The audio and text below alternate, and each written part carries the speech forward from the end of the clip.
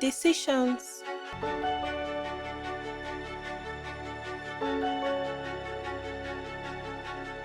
Most decisions, if not all, that concern me are made for me. And they all have different outcomes. They affect my life in different ways.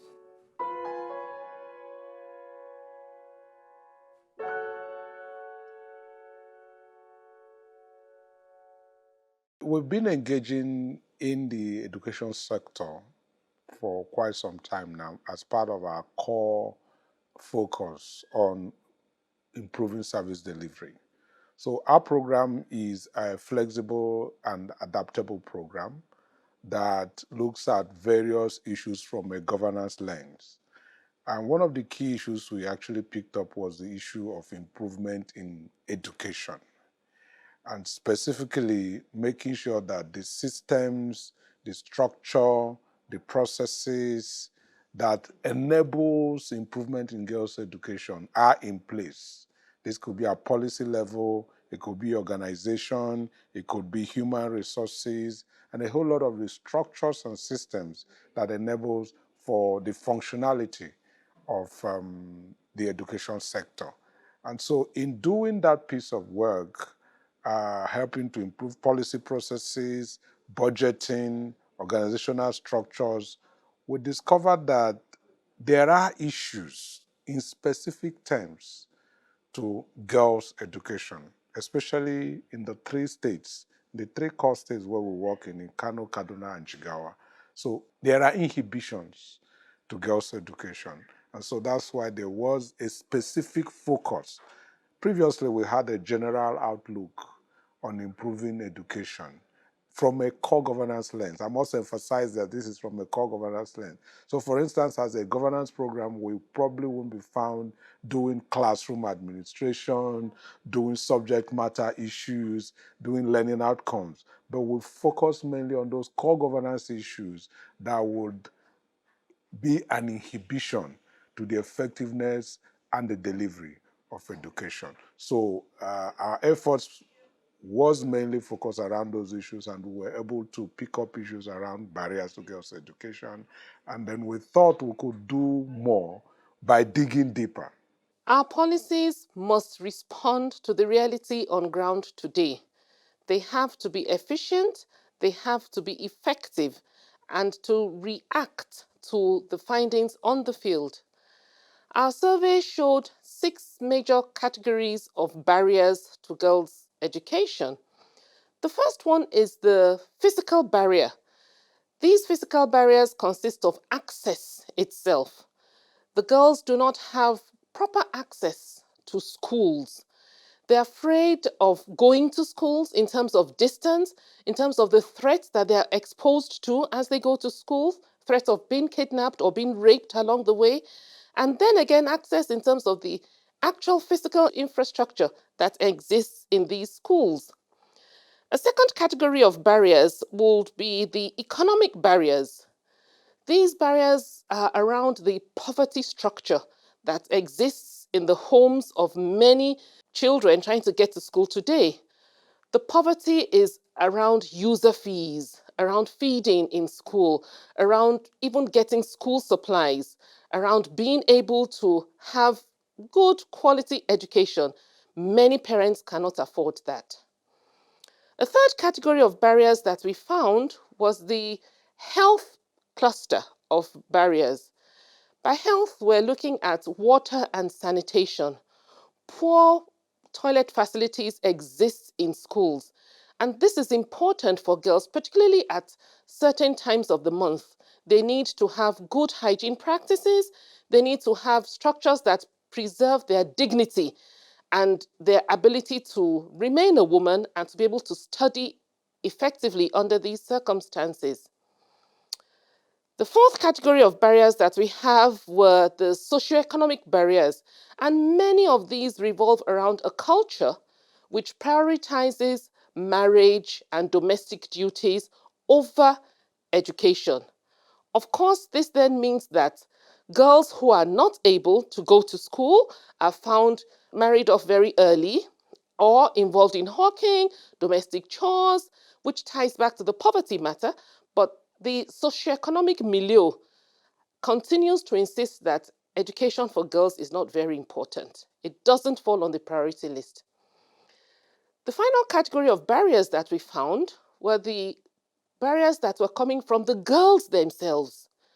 These we have called in the survey the personal barriers. Girls are afraid to go to school because they are being bullied in school. They're afraid of corporal punishment. They have not been taught, or they do not see school as something that is worth the pain, the rigor, the discipline.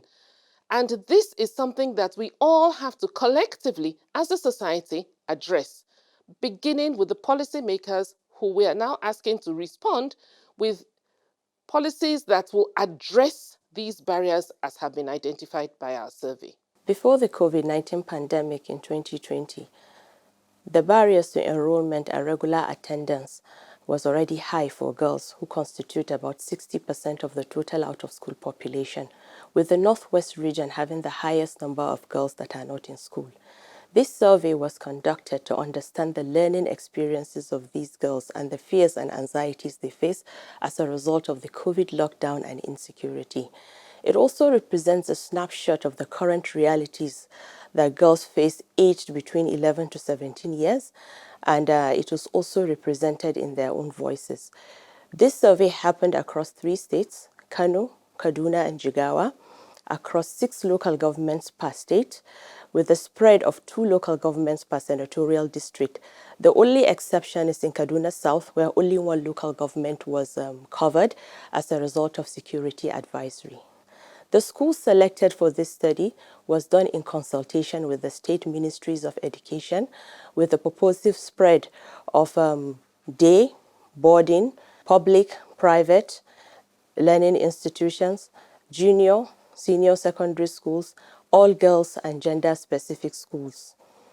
Overall, a total of 872 participants contributed to this survey, and these constitute caregivers, parents, girls, boys, government officials, as well as teachers, 573 schoolgirls and 140 boys.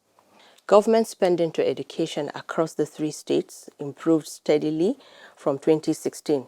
For Kaduna State, from 22 billion to 32 billion, for Jigawa, from 9 billion to 48 billion, and for Kano, 23 billion to 48 billion. In Kano State, the local governments where the survey was conducted include Ambata, Tofa, Nasarawa, Kumboso, Rano, and Bunkuri.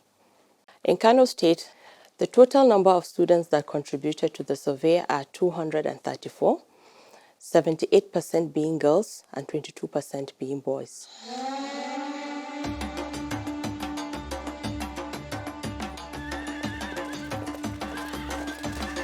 Sunana Rahama Ahmad Jibrin, aji na SS1A, shekaru na 18.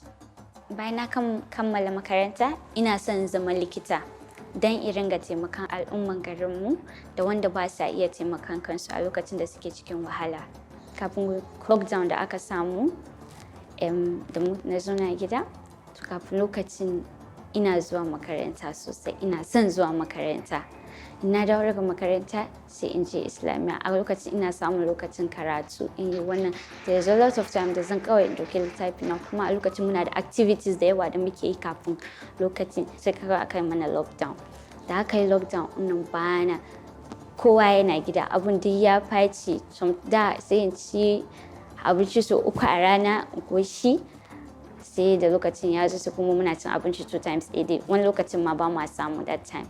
The era of lockdown during COVID was not really something that we want to recall for girls, because a lot of those girls that were in school never went back to school.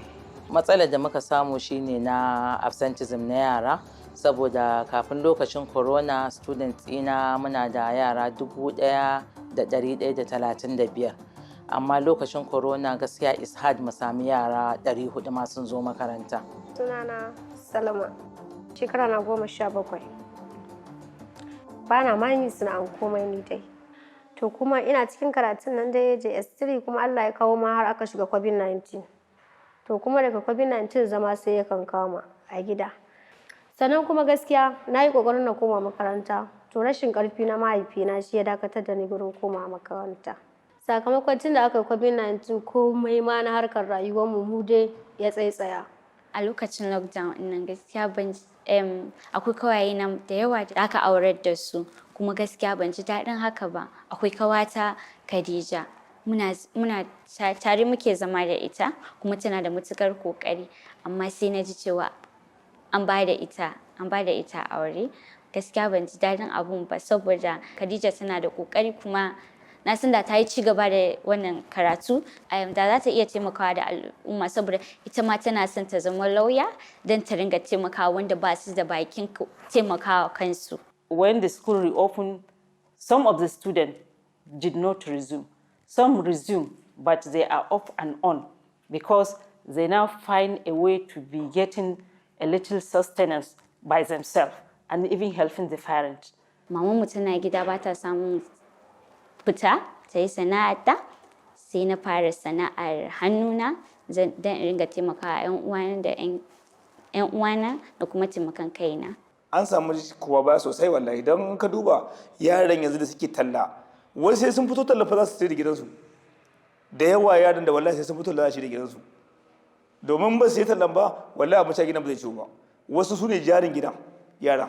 A community namu ko a cikin al'ummarmu mutanenmu ba su da ilimi yawanci na wayewa ta yadda za a yi karatu online ma'ana ta hanyar zamani kenan saboda sai suka zauna a gida ba karatu ba komai waɗansu abin da suka koya ma sai zama na duk sun rasa shi sakamakon rashin zuwa makaranta da aka tilasta a zauna a gida. Gaskiya akwai abubuwa da yawa da na manta saboda a lokacin ba na samun karanta littafi a lokacin kawai na damu da sana'ata kawai na damu da abin da nake yi a lokacin ba damu da karatu ba. Gaskiya na manta abubuwa da yawa amma sai daga ɗan baya malamai suka ringa bubuɗe mana abubuwa su muka fara gagganewa. During that time, we thought it is not going to take much time, but later Gama realized that for keeping them at home, it was going to cause a lot of problems. So collaborating with other donor partners, they now introduced the home-based learning, where pupils were being coached from the radio while they are at home. But even that, some parents could not be able to provide radios for their girls or rather for the student at home. Bayan abin lockdown din nan home based learning din nan da ake samu wasu daga cikin yaran sun saurari wannan program din ma da yawan su daga cikin su ba su saurara ba a nan eriyoyin da muke. Sunana Mariya Haruna Inuwa. Shekara ta 16. Ina so in zama likita saboda in taimaka wa 'yan uwana.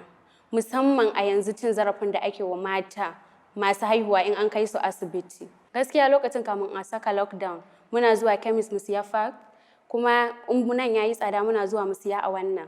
Amma da aka saka lockdown sai muna bi gida mu siya. To su kuma da suka ga muna bi gida mu siya sai suka ƙara price yayi haka high sosai. The percentage of insecurity in Kano is very less compared to other neighboring states.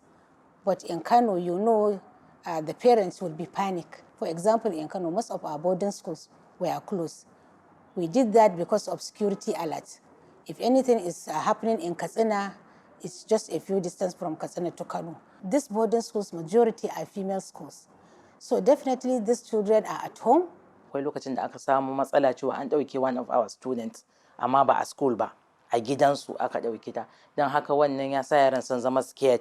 Don haka gaskiya ya contributing a lot wajen samun abin nan wannan outbreak din na rashin zuwan yara makaranta. Ina jin tsoro don tun lokacin da suna bin boarding school har suka dawo suna bin day school suna sace ɗalibai mata. Gaskiya abin ya bani tsoro sosai. Muna da yara da suke zuwa daga wurare da yawa. Wani za ka sun yi tafiyan 3 kilometers, 5 kilometers kafin su zo makaranta. To wannan babban hatsari ne ga yaran da rayuwarsu gaba ɗaya saboda sanda za su fito da safe yawanci hanyar nan ba mutane sosai. Ba a san cewa waye zai tare su a hanya ba. Me zai faru da su a hanyar nan kafin su zo makaranta. kamar ni as a witness a matsayin shaida ya faru a makarantar da nake memba na SBMC. Ɗaliba ta taho daga gida za ta je makaranta, wani saurayi a titi ya tare ta dinga mata magana ta ƙi ta saurare shi, so jin haushin wannan ya sa har ya ɗauki mataki yadda ke yarinyar, so har yi mata yadda ke ta, so aka kai kes ɗin makaranta, principal ta kirawun ta gaya mun, kuma muka bi kes ɗin har police station, muka tabbatar cewa lallai an tsare shi an kuma ɗauki mataki a kansa. For Jigawa, the local governments where the survey took place include Hadeja, Jahun, Gumel, Kafin Hausa, Ringim, and Dutse. In Jigawa State, a total of 308 school children participated in the survey, where 78% were girls and 22% were boys.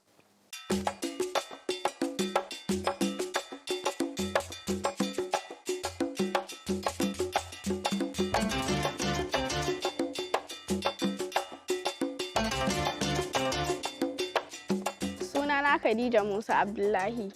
Ina aji 3 SS3 kenan. Shekaruna 18, yara mu 11 ne a gidanmu. Ina so in zama malamar makaranta ko mai koyar da sana'o'i hannu. Malamai suke koyar da karatu. Abin yana burge ni.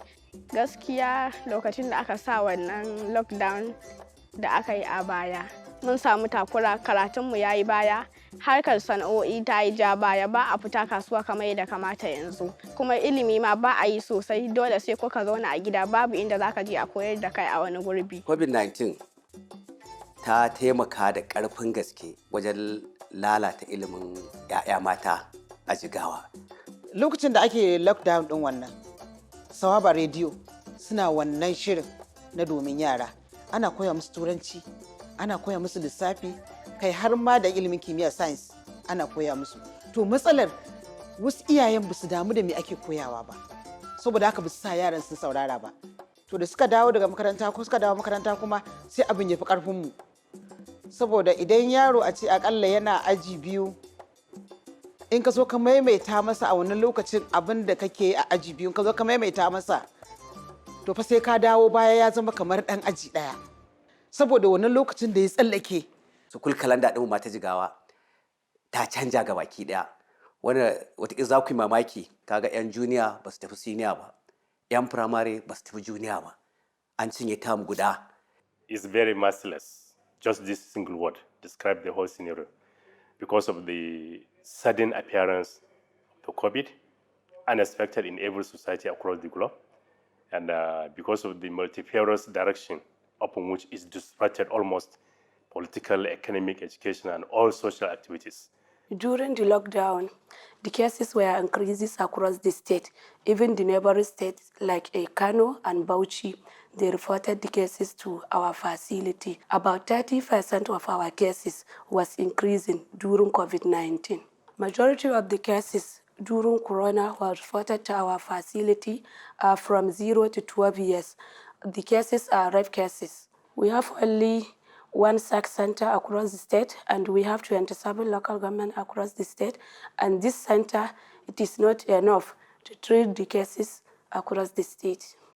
Actually, like last year, 2021, from January to December, we have about 270 reported cases from 27 local government across the state. Wannan lockdown da aka shiga ya katsar wasu burinsu, domin wasu suna so su yi karatu, amma da ke an shiga lockdown iyayensu suka yi burin su yi aurensu. Yanzu da aka dawo makaranta ba su dawo ba, an yi aurensu, an katse musu burinsu da suke so su ci. In Jigawa State, we are lucky. We have very minimal cases of this kidnapping and issues of insecurity.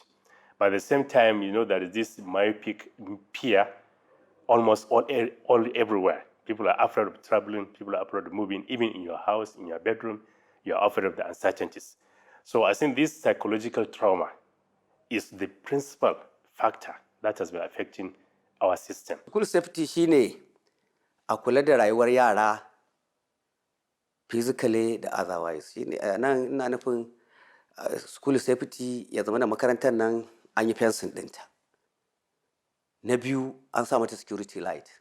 A samu effective ko ƙwararrun watchmen a makaranta. Ba mu da katanga a cikin wannan makaranta. Ta ko ina in hari ne ya shigo ko wani abu na mugu za a iya shigo mana ta ko ina. Masu gadi shi kuma muna da mai gadi guda ɗaya, shi kuma tsoho ne ma, ko wani abu ne bugu ɗaya an masa. Da dama ɗalibai suna fita wajen makaranta su shiga banɗaki, kuma mutum ya je gidan maƙota ya tarar da wani mai mugun hali zai iya cutar da rayuwarsa da har abada ba zai manta da wannan abun ba. Sunana Rahama Yunusa, shekara ta 20, mu 15 ne a gidanmu, ina aji 5 in bar makaranta. Dalilin da ya sa na bar makaranta, saboda ba na samun abinci idan zan taho makaranta in ci ko in tafo da shi. Mahaifina kasance mai ƙaramin ƙarfi ne, lokacin da in faɗa mai dalilin da ya sa zan daina zuwa makaranta, sai ya ce da ni in yi haƙuri in ci gaba da zuwa a haka. Sunana Ta'iba Inusa, shekaruna 18, mu 18 ne a gidanmu. Aji na 2, na bar makaranta, dalilin babanmu ba shi da shi. Na tambaye shi ya ban shi ya ce min in bari in Allah ya bashi zai bani in koma. To shekara ta 3 bana makaranta yanzu, ina talla. Babban kalubalen da shine poverty, shine kamar talauci, wanda idan misali iyaye suna son ɗan su karatu, to livelihood nasu kuma ba zai sustaining ɗin karatun yaran ba, dole yara su tafi hawking da sauransu suna talle-talle. SBMC suna ƙoƙari, suna ɗinka uniform na yara, sannan kuma mu makarantu headmastoci muna haɗa kwamiti namu, sannan mu je wurin masu hali a cikin gari su taimaka wa yara da uniform, mu kuma makaranta za mu taimaka da kuɗin mu saya musu littattafai. For Kaduna State, the local governments where the survey took place include Sabon Gari, Makarfi, Igabi, Chukun, and Kauru. The total number of school children who contributed to the survey in Kaduna State are 171, 73% being girls and 27% being boys.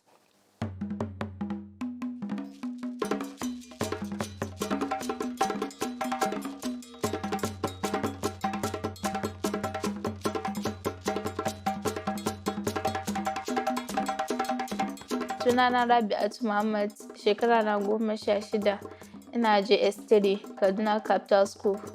Mu 16 ne a family mu. Sunana Maryam Abdulkadir, kuma mamanmu tana da yara 7. Ni ce ta 4 a gidanmu. Yanzu kuma ina JS3. Shekara ta yanzu 16. Ina so in zama likita saboda in taimaka mutane a asibiti. Ina so in gina asibiti na ta kaina idan na zama likita. Ina so idan na gama makaranta ina so na zama likita saboda in taimaka ma 'yan uwana mata gurin haihuwa. Corona ya yi affecting in karatunmu ta kamar zaman gida da muka sha, mun manta abubuwa da dama da aka koya mana, kuma banda zaman da muka yi a gida da yanzu maybe ina SS1. COVID happened. Caught us unawares, and I think it created this big gap and showed us the lapses, things that we took for granted, and that has really affected our education. Because with COVID, we saw heightened violence in homes. With COVID, we saw children not being able to learn because even when government made alternative arrangements to support children, the use of technology, the gap in the use of technology, the gap in network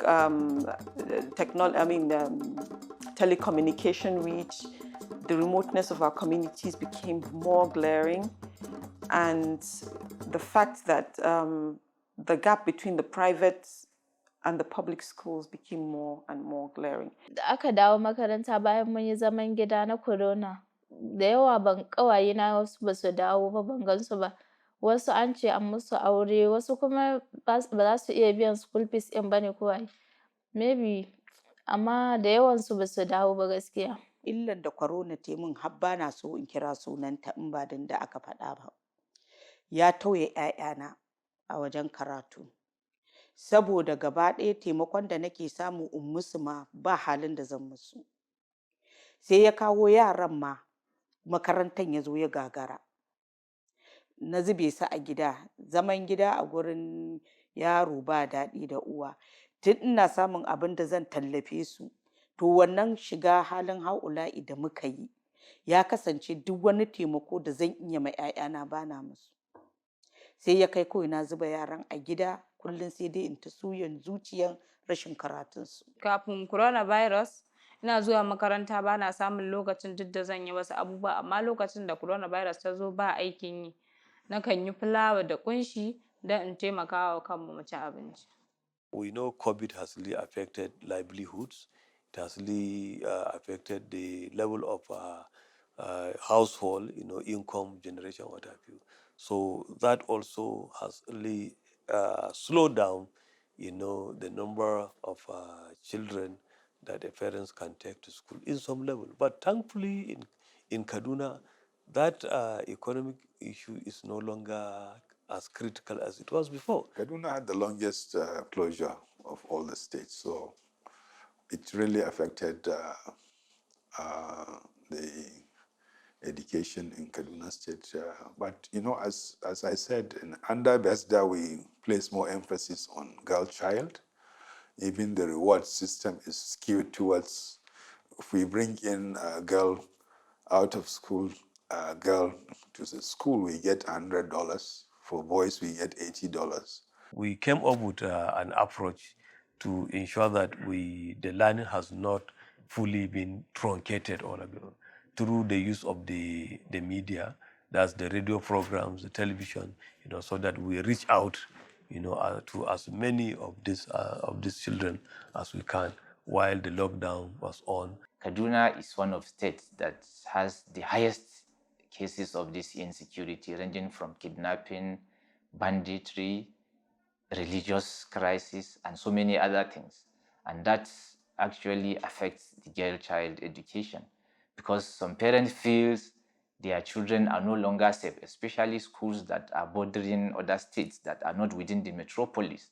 A safe school, I think the common man will tell you perimeter fence is security, but to me it's not. There should be a government policy targeted at providing security based on your local peculiarities. If I have schools, I'm in an urban area, the fact that I have structures around me is one form of security. And look at the trend. Bandits don't go to urban areas. You talk of Gusau, even Kaduna here, they don't come to central Kaduna. They go to rural areas. So schools that are in the outskirts of town stands the challenge of security and every other thing that will come with it. Ana kashe kuɗi sosai don a karɓa mutanen da aka yi kidnapping, wanda idan aka yi using kuɗin zai iya isa a mana wani abin da zai taimake mu ko a wurin karatunmu ko dai wani abu haka. Gaskiya ina tunanin kamar nan gaba za a rasa mata da yawa da suke da ilimi, zan ce, ko irin gwamnati haka, ministoci, ko da dai ba mata a shugaban ƙasa da waye. Amma sauran abubuwan likitoci, lawyers, ina tunanin kamar nan gaba ba za a samu mata da yawa sosai ba. Saboda yanayin karatunmu yanda yake lallacewa tun daga yanzu, bari ma an kai gaba. What this survey has shown is that education is the business of all of us. All hands must be on deck to make sure that girls access school, they're able to have a beautiful learning experience, they remain in school, they complete their education. Safe spaces have to be provided. Security has to be provided. Teachers have to be provided. All of us must be involved in providing a safe and secure, beautiful learning experience for the girls of Nigeria.